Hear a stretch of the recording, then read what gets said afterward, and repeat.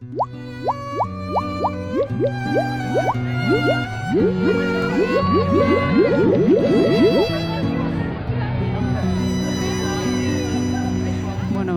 hasi aurretik eskerrak eman nahiko nituzke antolatzaileei.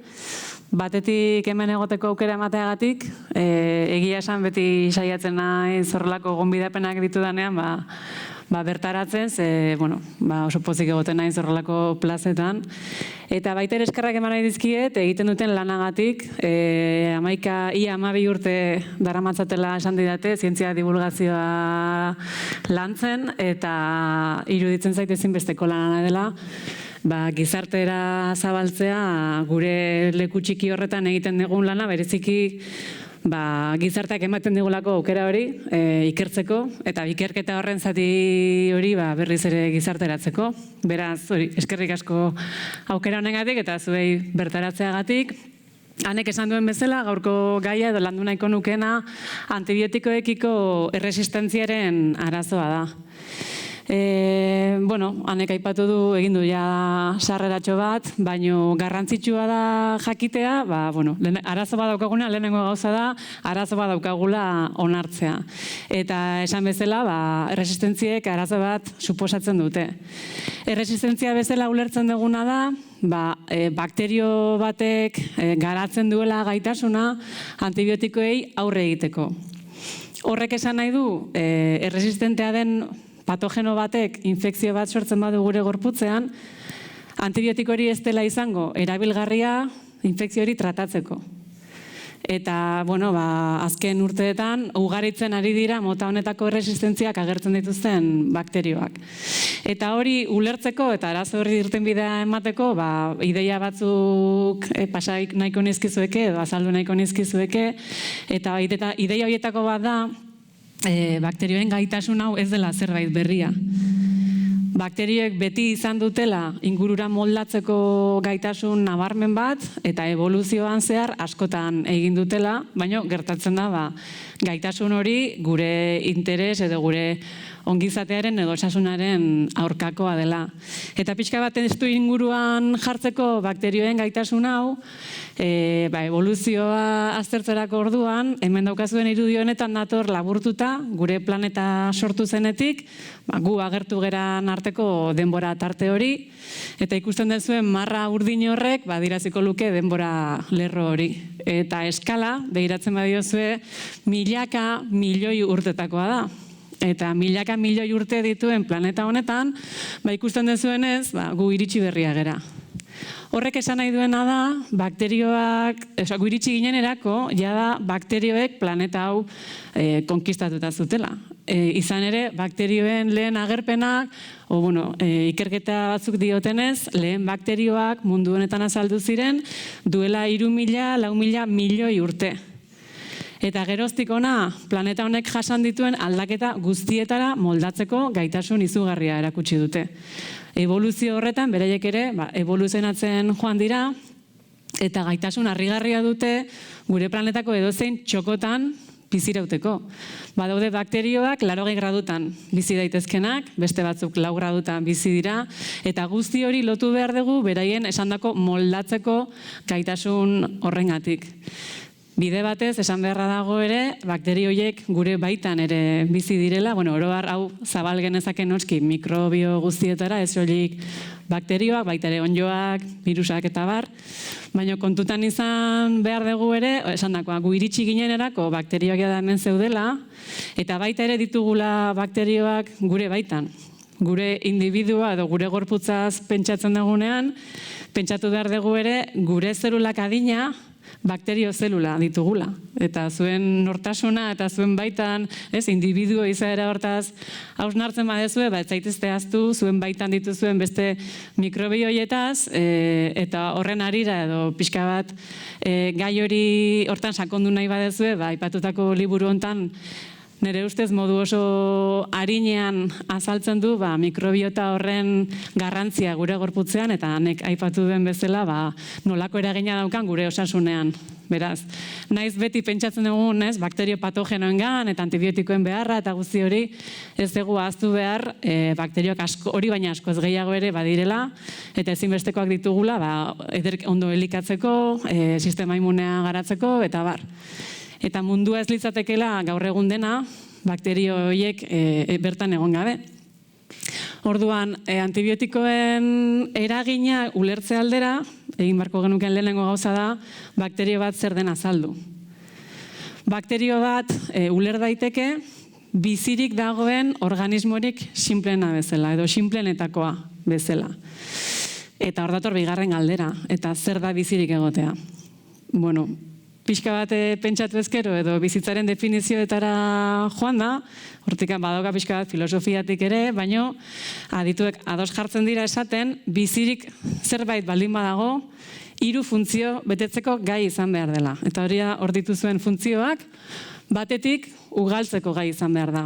Hau da, organismoa bere kabuz gai izan behar da, bera bezalako beste organismo bat sortzeko. Beste funtzio bat litzateke, elikatzea. Guk egiten dugun modura, edozein organismo edo bizirik dagoen edozein sistema, gai izan behar da, ingurunetik beharrezko dituen elikagaiak hartu, elikagai horiek eraldatu, metabolizatu, energia lortu eta berak behar dituen beste gainontzeko egiturak sortzeko gai izan behar da. Eta azkenik, garrantzitsua da ere ulertzea, bizirik dagoen edozer egokitzeko gai izan behar dela. Eta egokitu zentzu zabalenean. Izan daiteke, pentsa zelula bakar bat, bakterioaren kasuan, gai izan behar da ingurunean ematen diren aldaketa horiek hauteman eta horiek erantzun bat emateko. Elikagaiak bukatzen badira, agian beste norabait joateko. Temperatura handitzen bada, horri beste erantzun batuen bidez, aurre egiteko eta bar. Eta hori horrela egiten duen organismorik sinplenetakoa esan bezala, bakterioak dira. Bakterioak gai dira, aipatutako funtzio guztiek egiteko, sistema nahiko sinple batekin, eta sinple esan nahi dut, gure zerulekin alderatuta. Hemen daukazuen irudi hau da, bakterio bat azaldu nahi denean, irudikatzen den marrazki bat. Orduan, zer da bakterio batek daukan egitura sinple hori? Batetik, hemen kanpokaldean marraztuta datorren kapsulantzeko forma hori, izango litzateke paretaren muga, zelularen edo bakterioaren muga edo pareta. Horri esaten zaio, pareta zelularra, bakterio motaren arabera egiturak desberdinak daude, ezakit entzun dituzuen, gram positiboa, gram negatiboa, ez dute zehazki egitura bera, baina denek dute funtzioa, tala, organismo edo individu hori ingurunetik bereiztea. Marra horrekin erraz jakin daiteke zer dagoen kanpoan eta zer dagoen barruan. Baina era berean, babes horrek eta egitura emate horrek ezin du guztiz zurruna izan. Pentsa dezakegu horrelako pareta bat izan daitekela gure etxearen pareta. Etxe horrek izan behar ditu ateak eta leihoak. Ze aterik gabe ezingo gentuzke elikagaiak sartu eta ezingo genuke zaborra atera. Horren antzera, zelula horren paretak ere izan behar du gaitasuna fluxu hori edo molekulen mugimendu hori bermatzeko, bestela bakterioek ezingo lukelako esan dugun modura elikatu. Eta gainera, pareta horrek gai izan behar du, ingurunearen aldaketak hauteman eta horri erantzuteko, esan bezala egokitzeko gaitasun hori izan behar duelako. Beste egitura bat, hemen marra olerro, horrela irudikatutako ari edo artile kiribildu hori, horrek adierazi nahi duena da, horrekin adierazi ohi dena da, zelula horren informazio genetikoa. Bakterioen kasuan, DNA molekuletan kodetzen dute behar duten informazio genetiko guztia. Esan nahi duena da, molekula horrek dauzkala, zelula horrek bizitzeko behar dituen instrukzio guztiak. Informazio guztia hor dago sartuta. Pentsa dezakegu, bakterio horren informazio genetikoa izan daitekela errezeta liburu bat, Eta liburu horri esker, bakterioak jakingo luke, elikatzeko adibidez, egin sortu dezake behar dituen sartagiak, sua nola egiten den, olioa nola ekoiztu, elikagaiak nola prestatu, hori dena, informazio guzti hori, dator DNA molekula horren barnean, eta horri esker bizi da, eta horri esker da daukan nortasuna edo ezaugarri guztiak hor daude metatuta. Eta garrantzitsua da informazio hori dagoen modura gordetzea, horrek ematen diolako dituen ezaugarri eta nortasunak. Eta gero, errezeta liburu hori benetan eginarazten edo martxan jartzen duten makinaria ere izan behar du. Hemen daude pixka bat markatuta, borobiltxo txiki horiek adierazten dituzte proteinak sortzeko erabiltzen diren makinaria zelularrak, erribosomak deiturikoak, eta bertan egin ahal izaten da, aipaturiko adibidez sartagi hori, bertan sortuko genuke, ondoren, orduan behar dugu informazio genetikoa gorde, baina baita ere informazio genetiko hori erabilgarria egingo duen makinaria guztia sortu. Eta guzti hori, bakterioek egin dezakete aipatutako egitura simple batekin. Hemen eskubi alderan jarri dizuete gure animali zelula baten egitura oroar, marrazki moduan berriz ere, eta idea bat egiteko gure informazio genetikoak funtzio berdina du, baina egitura aldetik desente konplexuagoa da. Nukleoa esaten zaion egitura batean dago sartuta, bertatik atera eta sartzeko, errezeta hori irakurtzeko badu erregulazio bat, konplexutasun bat, orduan bizi funtzioak berdin betetzen ditugu guk eta bakterioek, baina egitura aldetik oso desberdinak ditugu makinaria guzti hori dagozkion xehetasunak edo egiturak. Orduan, bakterioen ugalketa egiten da zatiketa zelularraren bidez. Bakterioak gai dira, zelula bera bitan zatitzen da, eta lehen bat zegoen lekuan orain bi ditugu. Hazkuntza esponentzial bat egiten dute. Eta oso azkar ugaltzen dira gainera. Alderatzeko, guk laborategian erabiltzen ditugun bakterioak, E. coli bakterioak, 20 minututan bikoizten dira. 20 minuturo bikoizten dira ditugun bakterio zelulak. Eta aldiz, animali zelulekin lanean ari geranean, eta hori animali zelula inmortalizatuak direla, pixka bat ulertzeko mimizi zelula antzekoak dira, hazkuntza deskontrolatua dutenak, agian behar ditugu 36 ordu zelula bat zatitzeko. Pixka bat idea egiteko nolako desberdintasuna eduki dezakegun zatiketa abiadura horretan. Ze hori lotuta dator, aipatu dizuedan, evoluzionatzeko edo espeziak sortzeko gaitasun horrekin. Orduan, hemen ikusten duzuen moduan, zelula bat, hau da, bakterio bat ugaltzeko lortu behar duena da bere informazio genetiko hori bikoiztea. Hau da, instrukzio liburu hori kopiatu egin behar du zelula alaba horri edo sortuko den beste zelula horri informazio genetiko berdina kopiatzeko. Beraz, marrazkian ikusten dezuenez, hemen lerro urdin hori litzateke hasierako zelularen informazio genetikoa, hori bikoiztu egiten da, eta izango genuke molekula berri hori, DNA berri hori, eta zelula zatitzen denean, izango genuke bi zelula berdinak direnak genetikoki. Beraz, nundik dator evoluzionatzeko gaitasun hori, edo, aipatutako zatitze azkar horrek zentzua du, ze azkenean evoluzio batean azkarren edo ondoen ugaltzen denak abantaila dauka evoluzio aldetik, baina evoluzio bat egoteko ere sortu behar da aniztasun bat. Sortu behar ditugu antzekoak baina desberdinak diren organismoak, eta ondoren lehenengo aniztasuna sortzen da, eta bigarren pausu batean egongo litzateke hautespen pausu bat, hau da, sortu ditugun aniztasun horretatik zeintzuk izango diren evoluzioan zehar hautatzen joango direnak. Baldintza batzuetara hobeto edo okerrago moldatzen direnak. Kontua da, hemen marratxo baten bidez adieratzetako molekula hori, benetan, instrukzio liburu horrek pentsatu, 10.000 horri dituela. Eta eskuz, idatzi behar degula horren kopia bat. Ohikoa da, ez da oso ohikoa, kontutan izan da nolako lana egin behar duen hori bikoizten duenak, baina gertatzen dena da, tarteka irakurtzen denean instrukzio liburu hori eta kopiatzen denean, tarteka akatzen bat sartzen dela. Eta lehen izki bat zegoen lekuan, egian kopia berrian beste izki bat sartzen da. Kode honetan, hau da, DNA molekuletan informazio genetikoa kodetzen da lau izkitako alfabeto batean. 4 nukleotido desberdin ditugu eta horren kombinazioak informazio bat edo beste gordetzeko gaitasuna dauka. Orduan, kopia horretan sortzen diren desberdintza edo aldaketa horietan, horiei esker, sortzen zaizkigunak dira organismo desberdinak.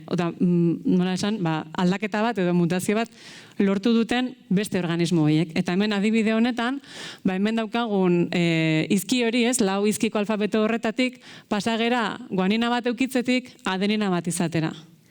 Aldaketa handia da? Agian ez. Batzutan aldaketa horiek ez dute inolako eraginik, beste zelula horrek jaso den informazioa berdin irakurtzen da, eta ez dauka inolako ondoriorik. Baina batzuetan, informazio hori, hau da, instrukzio liburu hori erabilgarria egiteko, pausu horretan, hau da, makinari horrek instrukzioak irakurri eta sortzera doanean egin beharreko proteina kasu honetan, ikusten dugunez, kode genetikoak diona da, guanina baten tokian adenina sartu ezkero egitura honetan, proteina horrek aldaketa bat jasango duela. Beraz, instrukzio liburu horretan kodetuta datorren zartagi hori, ez dela izango zehazki berdina. Eta agian funtzioa ondo beteko du, eta agian ez, edo agian beste modu batera egingo du funtzioa, eta beste zerbait sortuko da. Beraz, ugalketa prozesu hori, berezkoa duten ugalketa prozesu horretan, eta batez ere ainazkar egiten denean, oso ohikoa izaten da bakterio horiek mutatzea edo aldatzea, eta aniztasuna sortzea. Eta orduan, hasiera batean, berdinak ziren bakterio hazkuntza batean edo komunitate batean, sor genezake, zelula hau zatitzen denean, sor genezake desberdina den zelula bat. Eta irudi honetan, ezaugarri bat aldatu zaio bakterio horri, eta demagun, ezakit, igeri egiteko isatxoiek, flageloiek, bat izan beharrean bi dituela. Agian ingurune batean hori edukitzea abantaila bat izan daiteke. Demagun bakterio horrek igeri gehiago egin behar duela, edo danalako baldintzei aurre egin behar diola, eta beste kideekin alderatuta abantaila bat duela, eta azkarrago bikoiztuko dela, edo ugalketa prozesu horretan abantaila bat izango duela. Denboraren poderioz, presio hori dela eta, igeri egiteko behar hori dela eta, bakterio horiek izango dira gailenduko direnak. Eta hor ikusiko duguna da aldaketa bat bakterio populazio horretan. Baliteke esan bezala eraginik ez izatea, eta ikusiko ditugu bakterio horiek mugalduko dira besteekin batera, eta izango duguna da populazio anitz bat, besterik gabe. Edo, liteke posibilitate bat ere bada, agian aldaketa horrek, ezakit, energia asko eskatzen diola zelula horri igeri egiteko, eta agian gehiago kostako zaio ugaltzea, edo ez da iritsiko ugaltzera, eta posible da ere bakterio mota hori desagertzea. Beraz, evoluzio bat egon dadin, beharrezkoa deguna da, batetik aniztasun hori sortzea, eta ondoren baldintzaren bat, zelula bat edo beste hautatuko duena.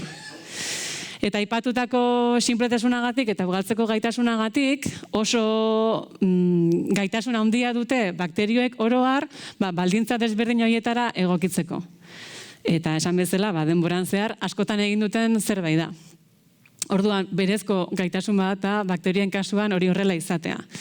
Eta horri gehitu behar diogun beste ezaugarri bada, mikroorganismoak, bakterioak beraien artean, baina baita ere beste mikroorganismoekin, elkarrekin komunikatzen direla. Guk imaginatzen ditugu zelula bakarrak ez, beti bakterioak zelula bakarrak, ados, baina elkar komunikatzen dira. Eta bai bakterien artean, beste bakterio batzuekin, beste mikroorganismo batzuekin, eta bar. Eta horrek, batzuetan, elkar laguntzen dutenez, batzuetan baliogarria egiten zaie, leku batera egokitzeko orduan, elikagaiak lortzeko, eta beste batzuetan elkar burrukatzen dira. Lehia bat sortzen da, organismo desberdinen artean, bertako elikagai horiek eskuratu ahal izateko. Eta testu inguru horretan, komunikazio inguru horretan, ulertu behar ditugu antibiotikoak.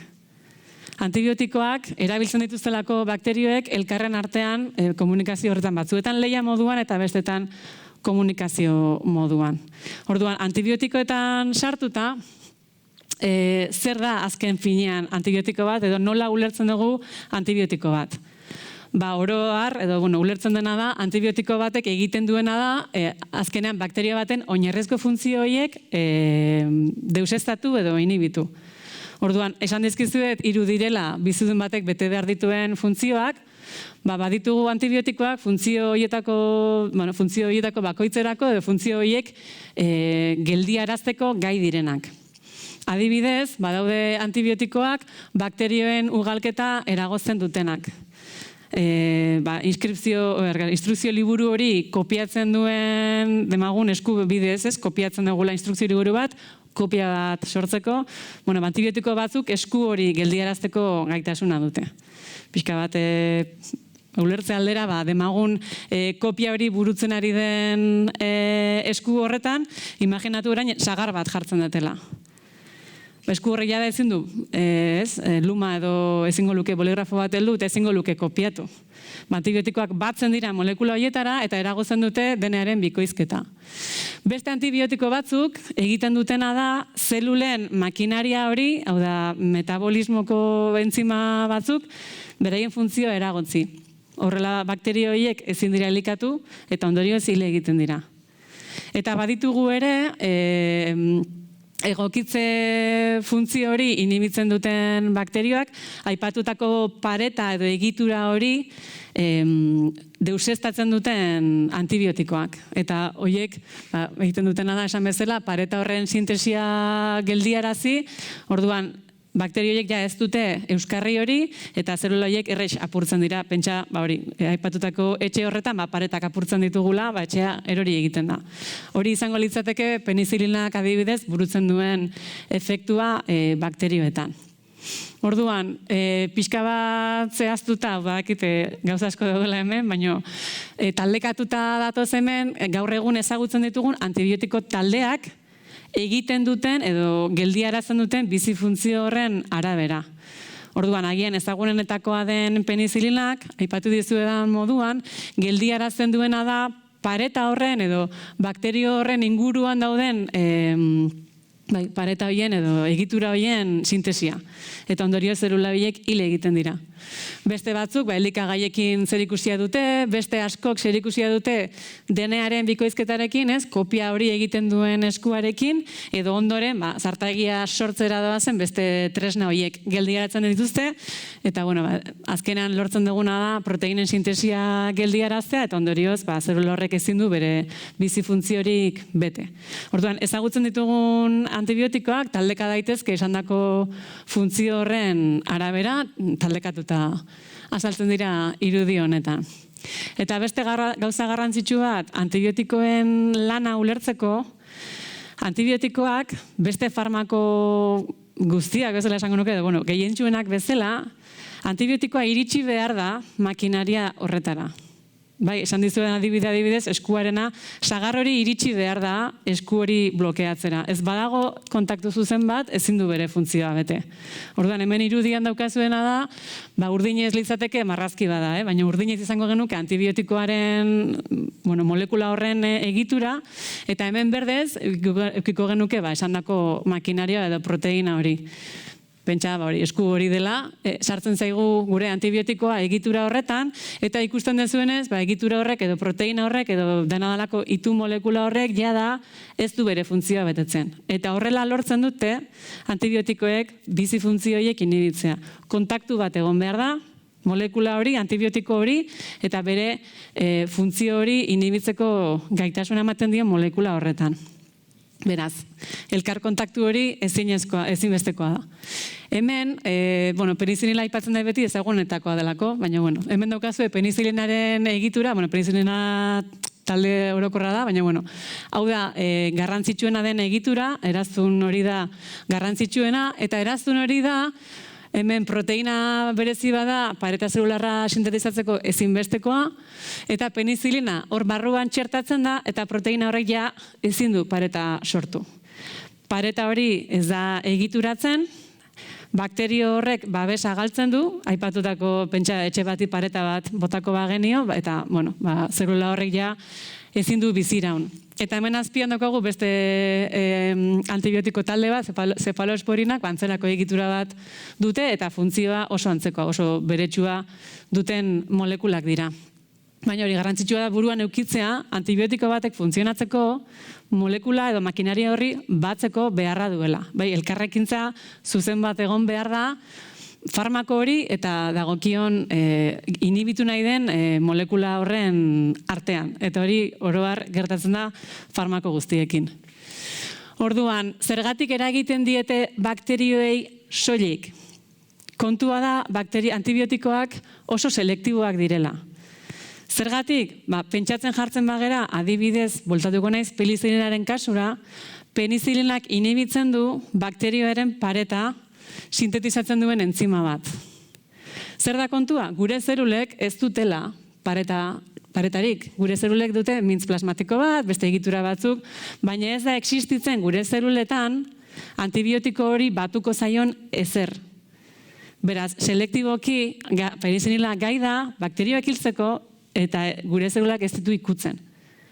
Antzera gertatuko litzateke DNA-aren bikoizketa hortan parte hartzen duen molekula horrekin, guk ere gure zeruletan baditugu, esan dizudan moduan, DNA hori bikoiztuko duten makinariak. Baina agian ez da izango esku bat, agian izango da fotokopiadora bat. Eta esan dizudan sagar horrek, fotokopiadora bati ez dio ezer egingo. Fotokopiadora itzaltzeko etengailu bati eman beharko diot. Egiturak oso desberdinak dira, eta horregatik antibiotikoek ez digute eragiten, esango dut, gure zelulen heriotza ez dute eragiten.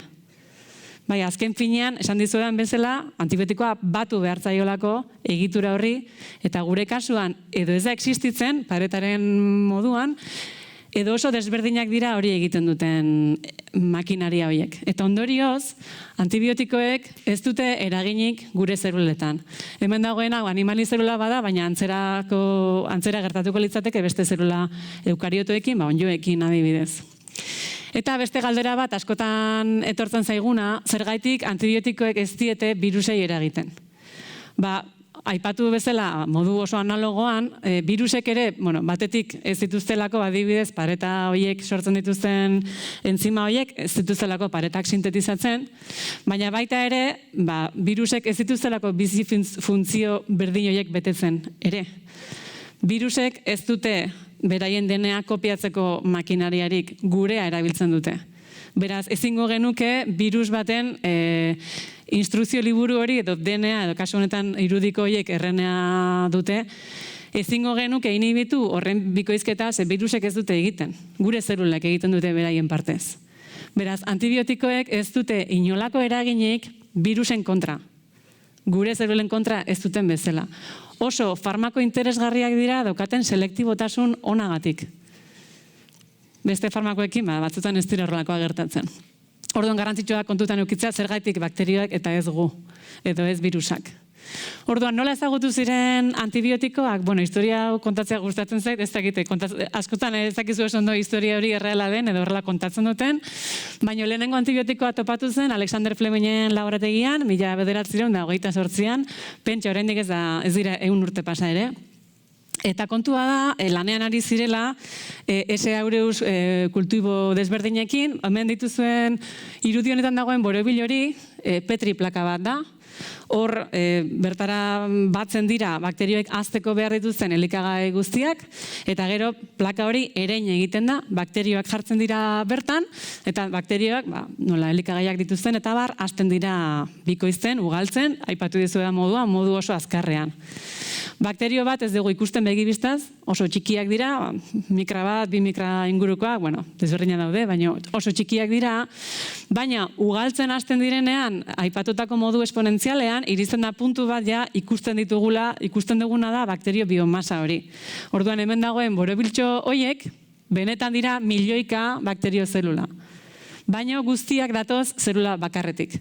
Beraz dira genetikoki berdinak. Orduan, horrelako plakekin lanean ari ziren, bakterio horren ezaugarriak ezagutzeko, ze infekzioak sortzen ditu bakterio horrek, eta horrekin lanean zebiltzan, eta itxura banez, udako oporretan, oporretara alde egin zuten, eta ez zituzten zakarretara bota beraien kultiboak.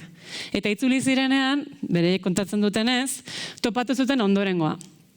Hemen behan dagoen beste masa txuri hori ez da bakterio bat, hor aziden hori onjo bada, penicillium notatum onjoa hasi zen, eta ikusi zutena zen, onjoaren inguruan, begiratzen badituzue puntutxo horiek, bakterio horiek ez dute izan, hemengo bakterio hauek bezalako aukera bikoizteko, ugaltzeko. Eta hasi ziren aztertzen, ea zertzen onjo horrek jariatzen zuena, ze bere inguruan ez zegoen bakterio azkuntzarik, eta zenbat eta urrunago onjo horren azkuntzatik orduan eta bakterio kolonia handiagoak topatzen zituzten. Eta ikertzen hasi, eta azkenan deskubritu zuten, onddo honek jariatzen zuena, gerora penicillina deituko zitzaiona, ondjoaren izenagatik, eta hainbat urte beranduago, 1941 inguru horretan, merkaturatu zen ja lehenengo antibiotikoa, osasun erabilera batetarako. Nondik lortu dira? Gogoratu, aipatutakoa, antibiotikoak dira, mikroorganismoak elkarren artean lehiatzeko edo komunikatzeko erabiltzen dituzten molekulak. Eta begiratzen badiozue ondoko irudiari, antibiotiko gehienak lortu ditugu bakterioetatik. Bakterioak beraiek dira antibiotikoak sortzen dituztenak. Eta beste batzuk, aipatutako penicillina, ondjoetatik. Gutxi batzuk izango dira guk laborategian, gizakiok, laborategian sintetizatutakoak. Beraz, hitz egiten dugunean antibiotikoekiko erresistentziaz eta nola garatzen ari diren erresistentzia hauek, ez dugu behar antibiotikoak berez ontxoek eta bakterioek ekoizten dituzten molekula horiek direla, hor egon direla aspaldidanik, eta ikerketa batzuk diotenez, aurkitu dituzte aztarnak duela 30.000 urtekoak antibiotikoekiko erresistentzia genei lotutako lagin batzuekin. Beraz, hori betidanik egon da hor, eta orduan galdera izango da, eta nola lortzen dute erresistentzia ben agerpena, ez? Irudi honetan laburtuta datoz mekanismo desberdinak, gehiena, lau idea utziko dizkizuet, bat askok zerikusia dute bakterioen pareta horrekin. Orduan, etxe horren zurruntasunaren arabera, pentsa, etxe normal bat izan beharrean gaztelu bat daukagula. Bakterio batzuk egiten dutena da pareta hori eraldatu eta modu horretan antibiotikoa ezin da sartu, bere funtzioa egitera. Ezin bada zelula sartu, ezin da batu aipatutako makinariari eta ondorioz ez du funtziorik betetzen. Beste batzuk izango dira, badaude beste proteina batzuk edo beste molekula batzuk, sartu berri diren antibiotiko horiek atzera kanporatzen dituztenak. Eta hor, ikusten dezuen bezala irudian, antibiotikoa barruan dago, baina proteina honek egiten duena da kanporatu. Beraz, antibiotikoa sartu da etxera, baina norbaitek hartu eta berriz kanporatzen dut. Orduan, ez da iristen ere behar duen lan hori egitera. Beste bakterio batzuk sortu dituzte entzimak, sortu dituzte katalizatzaile batzuk, antibiotiko horiek apurtzen dituztenak. Ikusi dugun penicillinaren eraztun hori, ezinbestekoa bere funtzioa betetzeko, eraztun hori apurtu egiten dute, eta ondorioz farmakorrek ja ez du funtzionatzen. Eta horiek izango liratuzke bektalaktamasa entzima batzuk, bakterio askok sortzeko gaitasuna dutena. Eta azkenik, badira baita ere, bakterio batzuk mutatu dituztenak makinaria horiek. Hemen daukagun danadalako molekula horre, pentsa zerbait egitura aldatu duela, eskua aipatu duguna, eskua izan beharrean, agian ez dakit nolako bi pintza dira, sagarraia ez da batzen, eta antibiotiko horrek ezin du eragotzi esku horrek zerbait kopiatzerik. Beraz, mekanismo desberdinak egon daitezke zentzu horretan.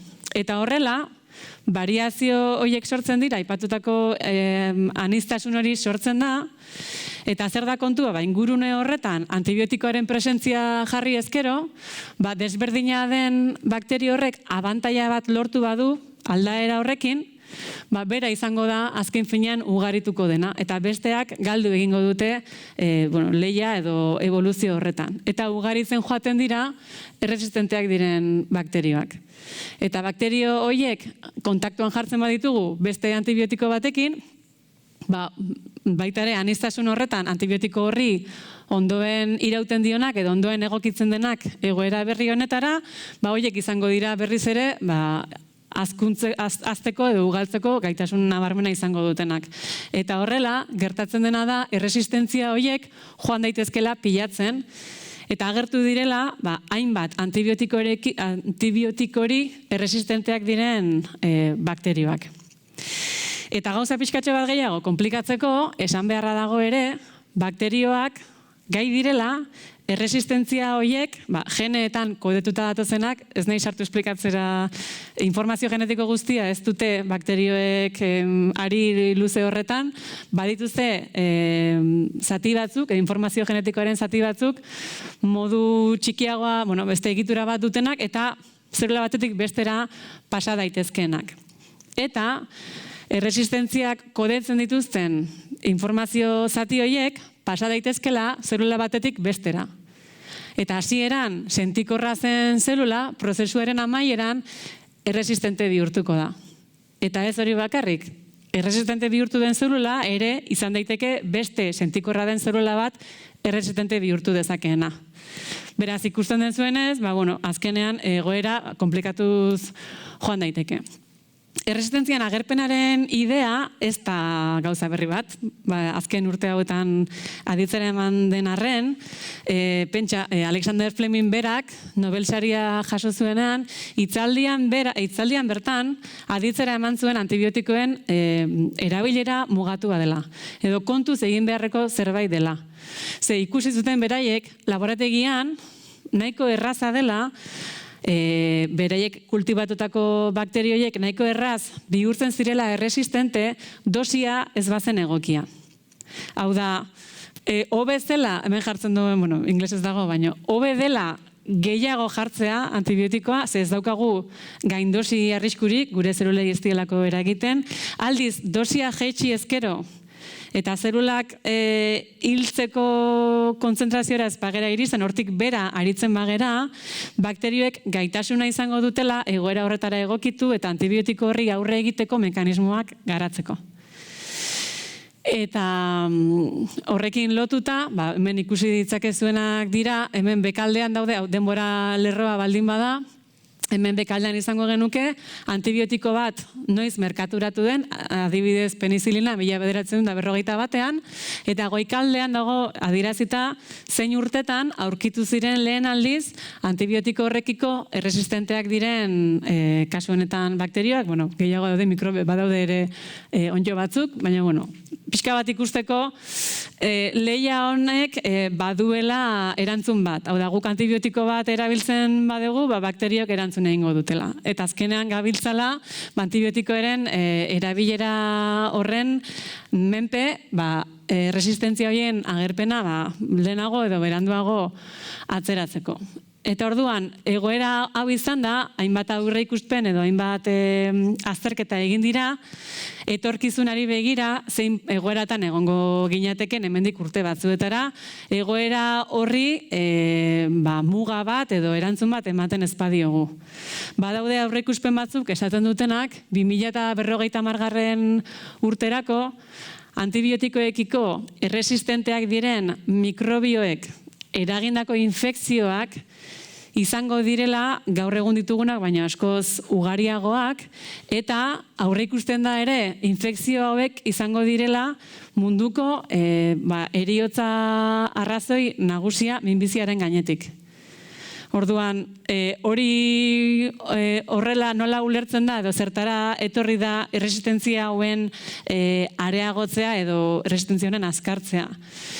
Aipatu moduan, mekanismo hauek, bakteriok berez egiten dituzten egokitzapenak dira, ingurune horretara, kontua da, erabiltzen ditugun antibiotiko horiek gehiegizko moduan erabili ezkero, edo modu okerrean erabili ezkero, ari gerala eboluzio hori azkartzen.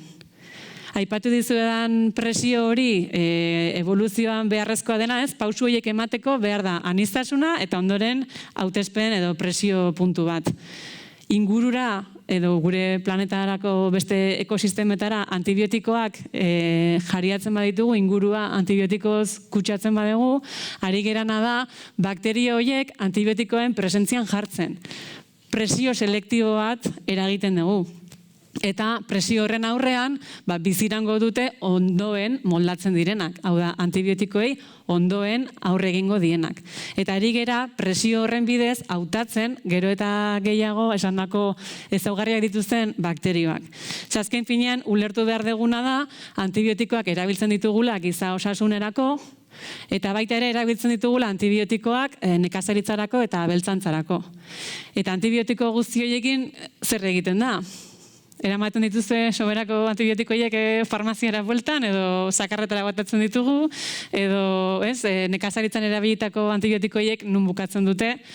Kontua da, esan bezala, ingurugirora iristen direla antibiotikoiek edo ospitaletako ur zikinak eta bar, horiek denak ingurugirora iristen dira. Eta garrantzitsua da ezagutzea ingurugiro horretan ze antibiotiko ari geran jariatzen, ze kontzentrazioetan dauden, eta bar, aurreikuspen bat egiteko edo egoera hau pixka bat kontrolatzeko eta erabilera egoki bat egin ahal izateko.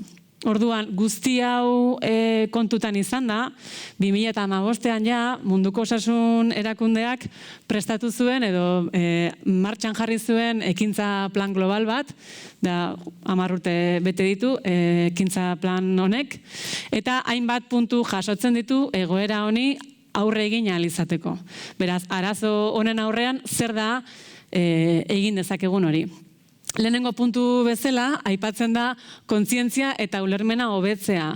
Azken finean, antibiotikoak erabiltzen ditugu, esango nuke gela hontan gauden denok inoiz, erabili ditugula antibiotikoak, eta garrantzitsua da gizarteratzea edo ulertaraztea antibiotikoak direla baliabide bat, mugatua dena, eta beste baliabide asko bezala, erabili behar degula modu egokian, ez daitezen aipatutako arazo hauek azkartu, modu desegokian erabiltzeagatik.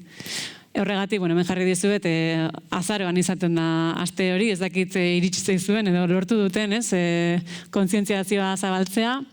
Beste puntu garrantzitsua da antibiotikoen erabileraren monitorizazioa eta ikerketa indartzea.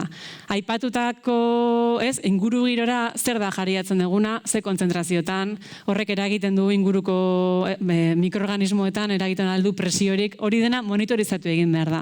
Jakin egin behar dugu nora jariatzen ditugun antibiotiko guzti horiek. Noski, ditugun edo eskuartean ditugun antibiotikoien erabilera egokitu egin behar da. Egia da azken urteetan nik uste kontzientziazio pixka bat zabaldu dela eta nire gana bintzat, niri pertsonalki medikoak preskribatu diaten antibiotikoa, pauta aldaketa bat nik bintzat nabaritu dut zentzu horretan. Baita ere garrantzitsua izango da, erresistentziei aurre egiteko inbertsio iraunkor bat bermatzea. Zergatik, azken finean, hau orokorrean barkatu ez dut aipatu, baina da antimikrobianoena, ez bakarrik antibiotikoak, hau da berdin, onjoen aurkako eta virusen aurkako tratamentuekin, baina nik zehazki aipatzen dizuet antibiotikoena. Orduan, garrantzitsua da ere, antibiotiko berriak aurkitzen jarraitzea. Ze ikusi dugun moduan, azkenean, berezko ezaugarri bat dute bakteriak, eta,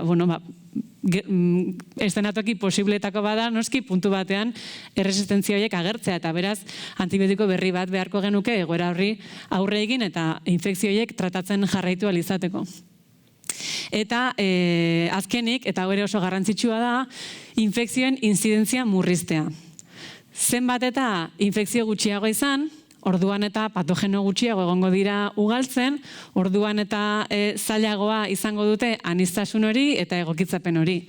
Orduan, garrantzitsua da, inzidentzia edo infekzio horiek murriztea, baita ere horrek eragina izango lukelako eta hobetuko lukelako ondoren erresistentzia horien agerpena atzeratzea. Eta, puntu honetan, adibidez, garrantzitsua litzateke, munduko biztanle guztiek, oinarrizkoa litzateke, munduko biztanle guztiek ur edangarria izatea, infekzio horiek murrizte aldera, espezie gisa edo mundu mailako ekintza moduan, infekzio horien inzidentzia murriztu eta antibiotikoei erresistentzien agerpena pixka bat atzeratzeko. Eta horrekin lotuta ere, eta bukatzeko, aipatu nahiko nituzke, etorkizunari begira, ze beste tresna erabilitzak egun infekzio patogeno horiei aurre egiteko. Batetik, esan bezala, garrantzitsua da beti mantentzea antibiotiko berrien garapenerako inbertsio bat. Ze etengabe, gu da horretan, mikrobioek eta gure arteko lehia horretan, beti egon beharko gera etengabe antibiotiko berriak sortzen eta farmakoien eraginkortasuna hobetzen. Beste estrategia mota bat izango litzateke antibiotikoak ditugun antibiotiko horiek hobetzea. Ze badaude moduak, edo ikusi da badaudela moduak, bakterio horiek duten erresistentzia horiek, nolabait horiei aurka egin eta atzera antibiotiko hori eraginkorra egiteko. Eta adibidez, eta horretan gabiltza, ikusi da nanoteknologiari esker posible dela antibiotikoien formulazioa zertxo baita aldatu eta atzera erresistenteak diren bakterio horiek berriro hiltzeko aukera izatea. Eta badira ere, beste estrategia batzuk, hemen jarri dizuet virus bat, badaude beste batzuk, baina pentsatzen ari da, hasi da baita ere erabiltzen, bakterioen infekzioak sortzen dituzten virusak. Hau da, zuzenean, bakterioei eragitzen dieten virusak erabiltzea farmako modura. Virus hauek, bakteriofago esaten zaie, hortik izena, bakterioak infektatzen dituztelako zuzenean, eta ondorioz, erabilitzakegu virus horiek gure alde edo, gure burruka horretan, gure kide moduan, bakterio horiek erasotzeko. Orduan, pixka bat sartuko naiz honetan, kontua da farmakoen garapena edo prozesua edo estrategia hori izugarri aldatu dela azken teknologiekin.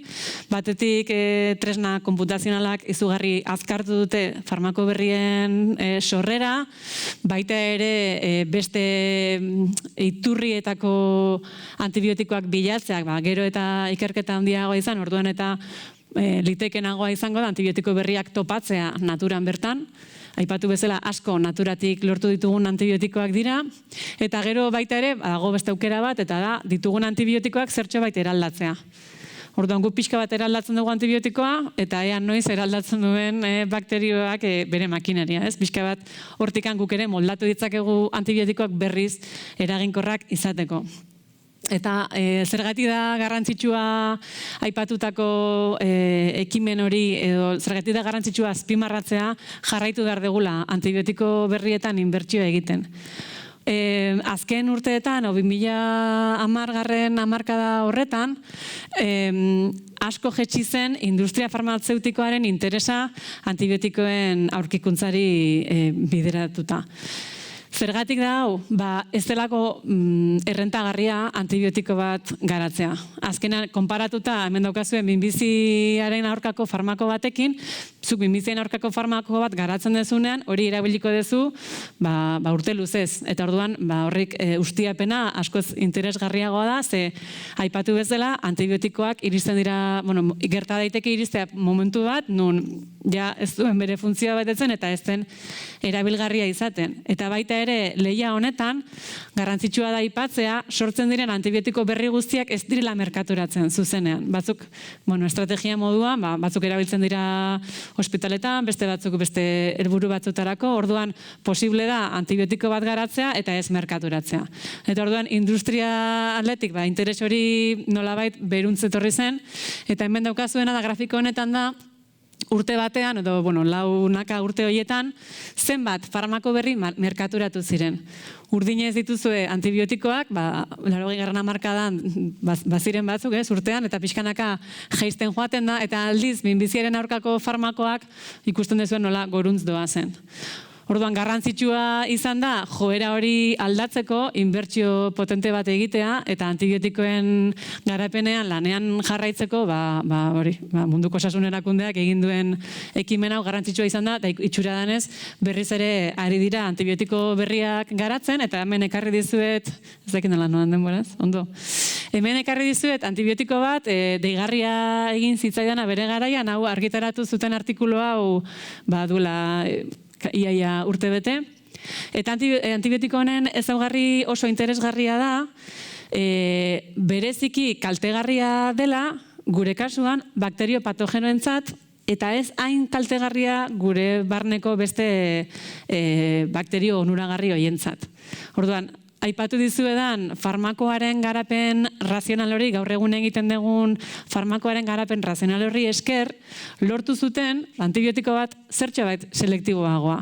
Ze, dakizuenez, antibiotikoak hiltzen ditu patogenoak, baina baita ere guretzat onuragarriak diren beste guzti horiek. Eta askotan ditugun efektu sekundari horiek, esteetako arazo horiek lotuta datoz gehien bat, galtzen ditugun bakterio onuragarri horiengatik.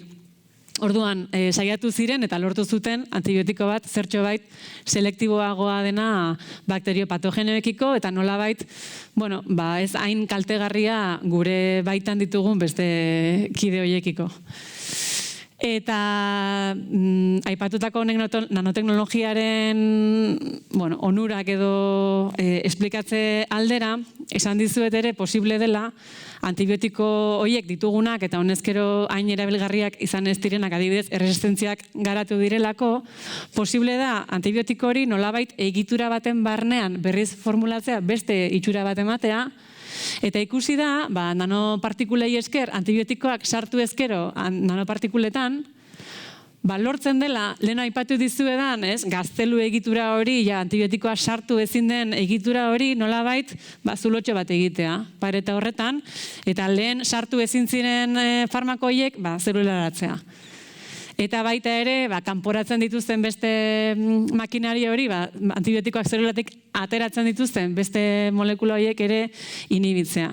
Eta kontzentrazio aldatze horrek, eta baita ere, bestea ere antibiotikoak degradatzen dituzten entzima horietatik, ez? Nola penizilinaren eraztuna apurtzen den, aipatu dizuedan entzima horiekin, sartu ezkero penizilina hori nanoegitura batetan, ez da hain erresa entzima horrentzat aipatutako antibiotiko hori apurtzea. Eta horrela, nolabait berreskuratzea funtzio hori edo gaitasun hori galdu duten antibiotikoak, nahi sartuko hemen gehiegi. Eta beste estrategia interesgarri bat litzateke aipatutako bakterien arteko komunikazio hori eragoztea. Hau da, ikasitako erresistentzia hori ez da hila pasa erresistentea den bakterio batetik sentikorra den bakterio batera. Eta horrela behintzat mugatzea erresistentzia horiek zelula horietara eta ez daitezen zabaldu munduan zehar eta beste bakterio batzuetara. Eta idea berdinanekin lortuko genuke beraien arteko komunikazio hori nolabait inhibitzea. Eta azkenik, aipatutako estrategia horiek, esandako birus horiek, aipatu dizkizu edanak, hemen dituzue birus horiek, bakteriofago deitzen zaien birus hauek sartzen dira espezifikoki bakterioetara. Horretarako dute gaitasuna eta ez dira gure zeluletara sartzen. Beraz, soilik erasotzen diete eta infektatzen dituzte bakterio zelulak.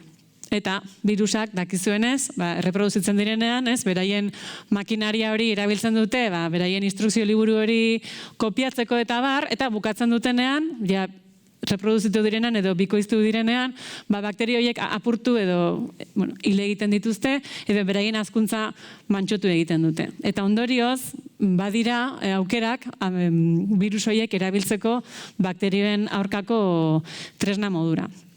Beste estrategia batzuk ere, aipatu bezala izango liratezke, bakterioien arteko komunikazioiek etetea, molekula biek ezagutzen ditugunez, beste estrategia bat litzateke, bakterioen arteko komunikazioari etetea. Eta hola, elkar laguntza hori ez litzateke gertatuko eta zailagoa izango litzaideteke beraientzat ingurune berri horretara egokitzea eta ondorioz moldatze prozesu hori pixka bat zailduko lukete. Laburtzeko edo etxera eramateko azken mezua hau aztutan neukan baina bai.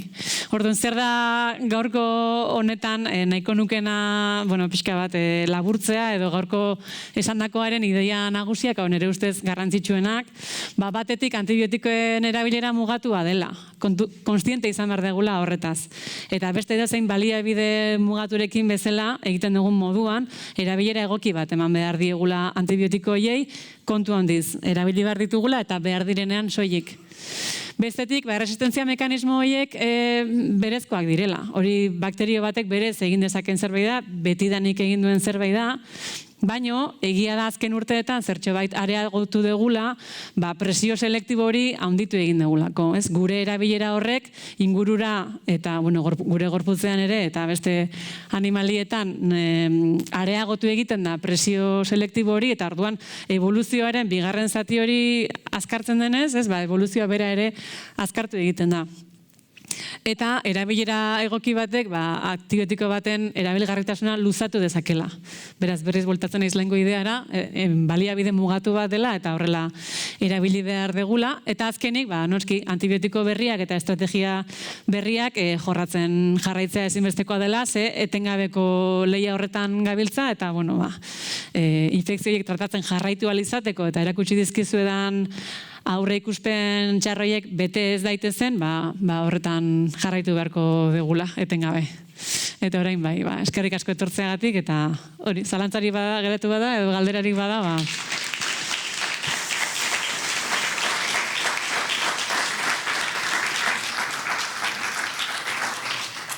Eskerrik asko, Lide. Ni uste alegin handia indituzu gu lertzeko bintzat nola funtzionatzen duen sistemak, ez? Gure galderak dituzue berari luzatzeko? Eske orain gure inguruan hainbeste entzuten dugu, ez? Hor zerbait gertatzen ari da, antibiotiko gehiegi erabiltzen dugula, eta ez dakit, edozein guztiakin amaitzen dugula, ez dugula gero aurre egiteko aukera ez izango, horrelako erabilera izaten dugunean, ez dakit. Galderaren bat edo. Ni komentatu duenarekin ondorioetan, komentatu duzu, berez betidanik egonda erresistentzi bat, ez? Baina orain areagotzen ari dela. Hor zerbait, gurekin egon zan aurreneko hiean, Fernando Valladares, eta krisi klimatikoaren inguruan edo horrelakin erlazionatzen dute edo bakteria berria sortzen ari direla edo motatako berriak eta horren gainean edo horren aurre egiteko arazoak ditugula, ez? Ez dakit horren beldurra dan edo horren errealitate bada sortzen ari da hor mehatxu berria, esaten dutenean, ez? Minbizia baino gehiago... Hori diote aurreikuspen horiek 2015an edo 2016an egindako aurreikuspenak, ez dakit nik zehazki aldaketa klimatikoak nola eragingo digun, ez? Patogeno horiek nola eragingo dien, baina egia da, aipatutakoa bakteriak dute gaitasun hori oso azkar ugaltzen dira, eta ugaltzen direnean, sor daitezke mutazio horiek edo aldaketa txiki horiek, eta orduan azkenean dituzu hainbat organismo, ez, antzekoa baina desberdinak, eta orduan zukor presio selektibo bat egiten badezu, temperatura igotzen bada, edo antibiotiko bat jartzen badezu, behartzen duzu, moldatzen dituzu bakterio komunitate horiek, horretara moldatzera. Eta orduan, ikusi digunez antibiotiko baten presentziak, ekar dezake resistentziak izatera. Temperatura igoera batek, ekar dezake mota bateko mikroorganismoak gailentzea. Orduan, mikroplastikoak ere horre eragina dutela ikusi da, baita ere, ez, itxasoan kontzentra daitezkeela mikroplastikoen inguruan hainbat mikroorganismo eta topatu dituzte ere patogenoak eta erresistentzia geneak daramatzatenak, eta orduan, noski, planeta honetan, bakarre honetan bizi gera, elkar bizitza batean, asandakoa, gu iristerako bakterioak hemen zeuden, eta guk plastikoan jarriatzen baditugu, beraiek plastikoetan moldatzen dira, guke antibiotikoa jartzen baditugu, beraiek antibiotikoetan moldatzen dira, beraz, klaro, segun zer egiten dugun horrekin, modu batera edo bestera joko dute. Sendagileen preskripzioa dugunean eta esaten digu 7 egunetan hartu behar dugula antibiotikoa. Gertatzen da, askotan, sendatu eta lehenago hautsi egiten dugula tratamentua. Ze eragina du horrek? Horrek ze suposatzen du, azken batean, kontu honetan?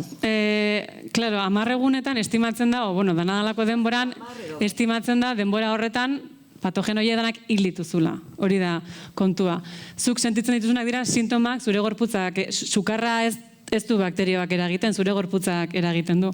Orduan, kontua da, zuk antibiotiko horren presentzian jartzen dituzu bakterio horiek, eta demagun, hartzen ari zeran bitartean, hasten direla, ezin pareta ekoiztu, eta orduan hiltzen hasten dira, baino, demagun baten batek gainditzeko gaitasun hori daukala. Osea, nolabait ikututa dago, baina ez da guztiz hil, eta geratu zaizu oraindik ere baten bat hor erdi hiltzorian, baina guztiz hil gabe.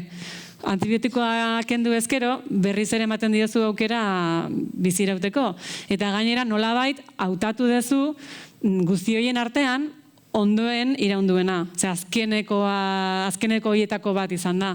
Orduan nolabait ari zera presio bat eragin duzu eta geratu dira bakarren batzuk, eta gero presio hori kendu egin da, eta geratu diren horiek berriz bueltatzen dira lehengora.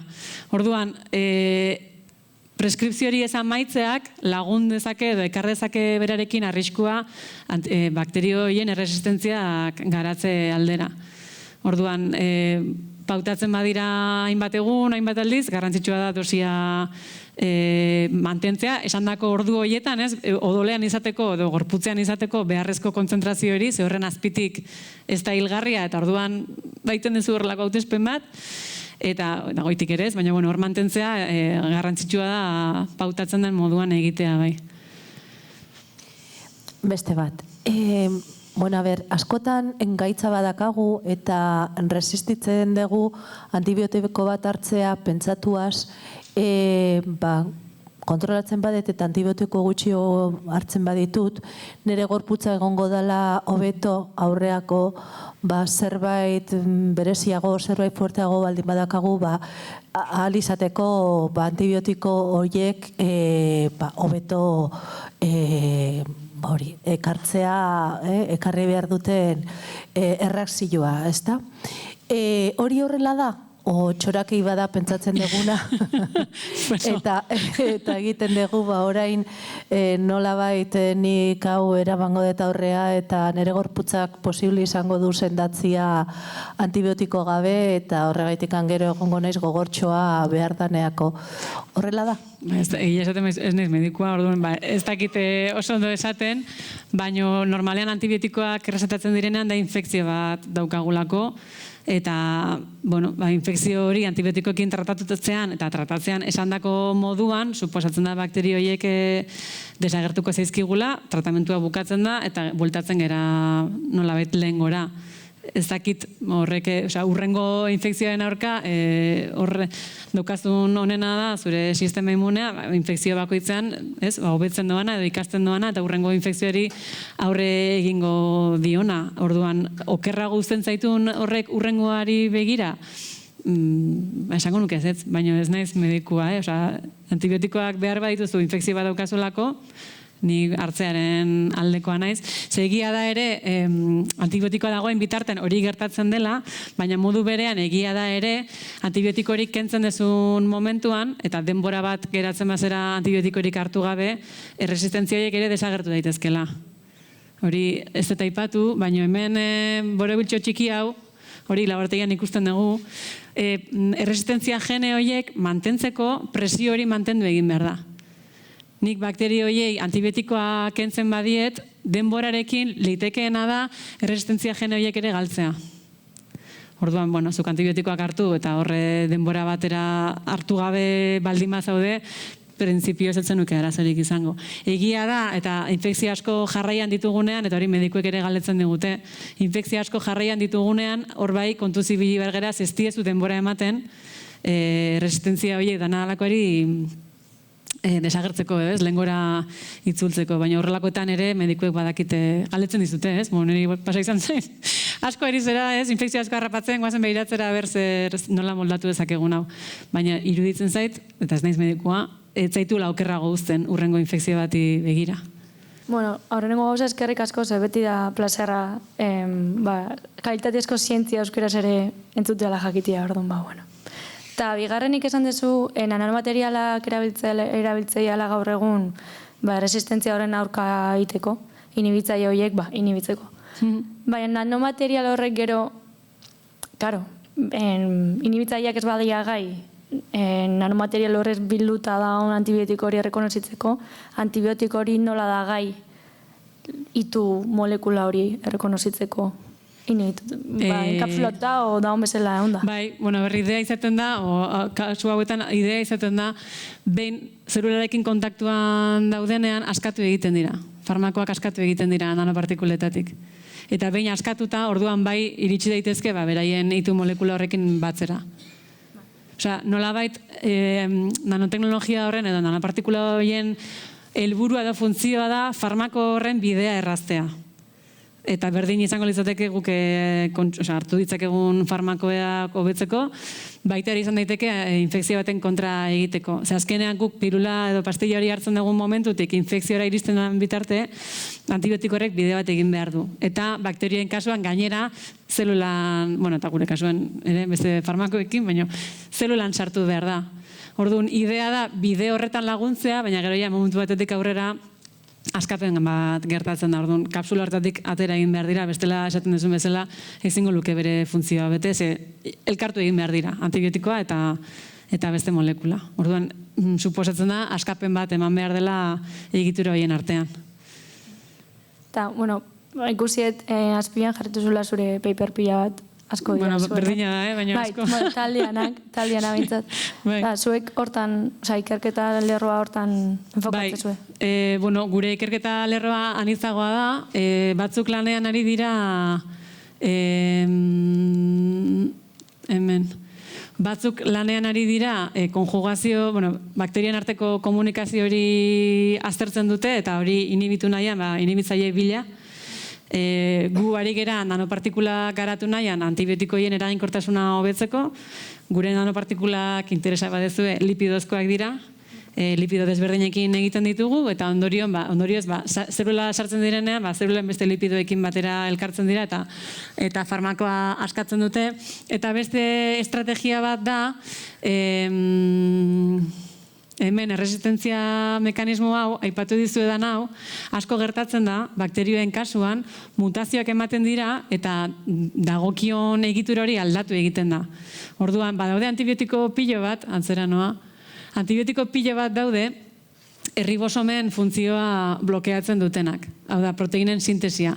Eta orduan, taldearen beste estrategia bat da, erribosoma hoietara batzen diren molekula gehiago bilatzea, antibiotiko berriak lortzeko, justu erribosoma horren egituran sakontzen duen talde bat delako horri buruz asko daki, eta bilatzen ari dira molekula berriak funtzio hori eragozteko, eta ondorioz antibiotiko modura erabili alizateko.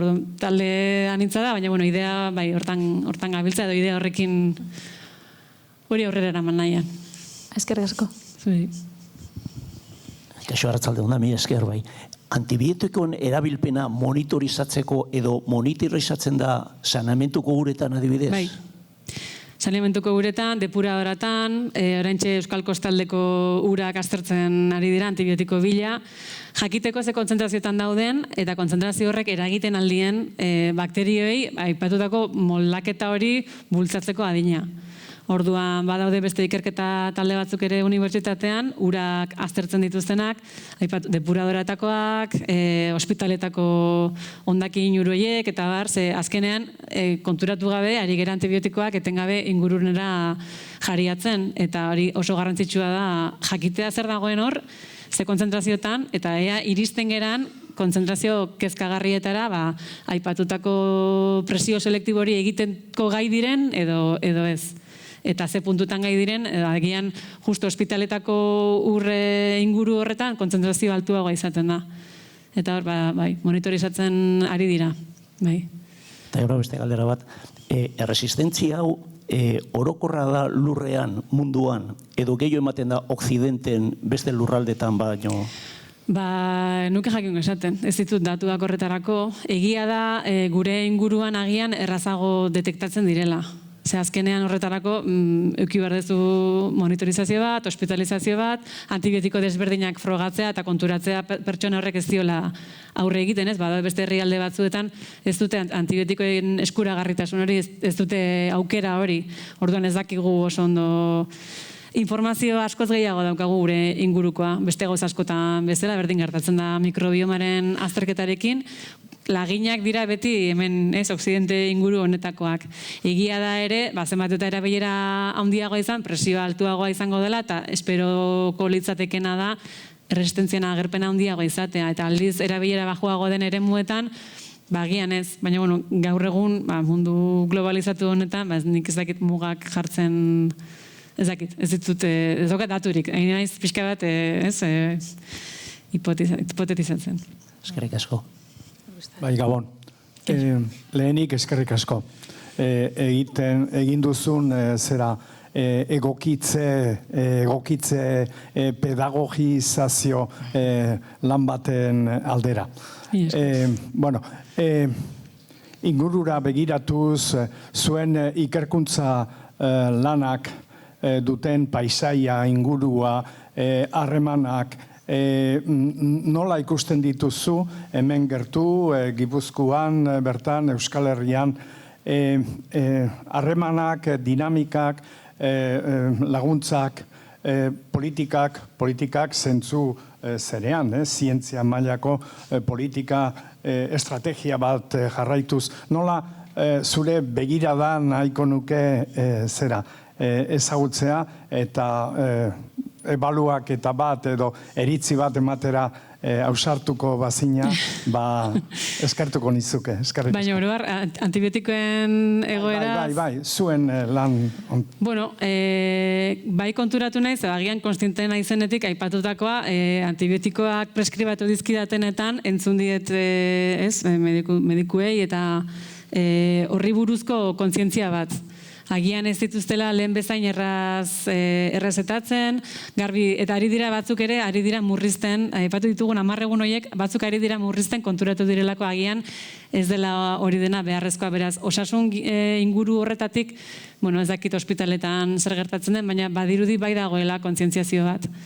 Bestalde, ikerketa eremuan, bai da, aipatzen nahitu gara ez, One Health idea horrekin eta esango nuke bai dela kontu bat ikertzen ari dena, guk proiektua eskatu genuen eta finantziatu ziguten eta horretan jarraitzen dugu eta oraingoz lortzen ari gera finantziazioa, beraz, zentzu horretan ez dokat kexa handirik, eta oroar publikoari dagokionez, bai iruditzen zait, gero eta gehiago entzuten dela, ez? Nahiko baikor nago zentzu horretan, bai uste dut kontzientzia pixkanaka ari dela zabaltzen, eta antibiotikoen erresistentziaren agerpen hori gerta daitekeela, agian ni naiz ingurukoei zabaltzen dira idea, baina impresio hori badaukat. Eta zentzu horretan bainago baikor iruditzen zaidalako baditugula baliabide eta aukerak esandako aurreikuspenek bete ez daitezen.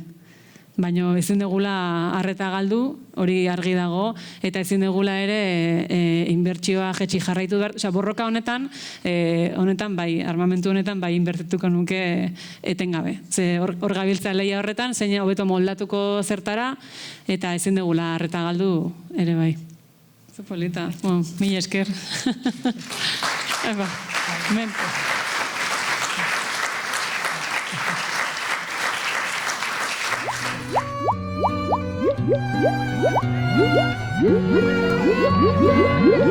Yeah.